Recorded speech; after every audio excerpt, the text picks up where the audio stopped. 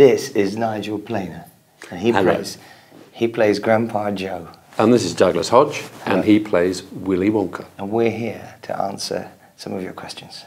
Simon Ball would like to know, what do you enjoy the most about being in the musical?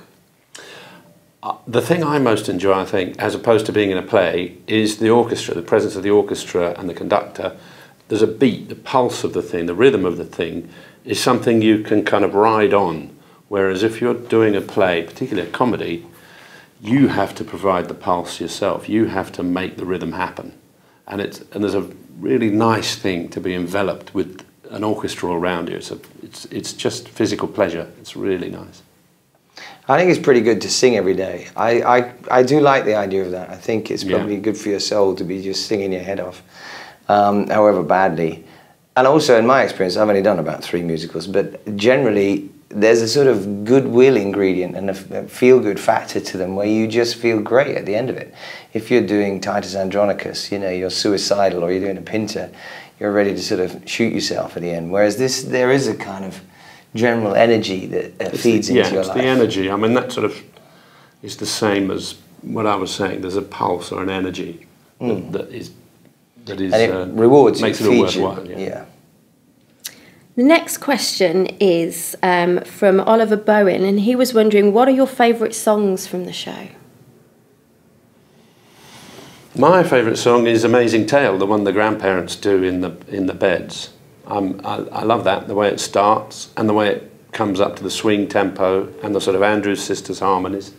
It's got lots of different bits of storytelling in it. That's my favourite. And your first entrance. Yeah, I think that's actually favourite. Properly the story speaking, behind that was... That's probably the best song, isn't it, I think, in a way. I don't know. I like like some of the Charlie songs, but I think my first song... Yeah, the story behind that was that it was a different song. It was a very bombastic, extraordinary song, which I sang through a lot of the first workshop we did. And my thing was, it was just much too sort of Hitlerite and very, very off-putting, really. And it was terrifying and all the rest of it, a huge operatic song. And I kept saying, can't this be something that's a little bit more cheeky and mischievous, but still has that sort of danger?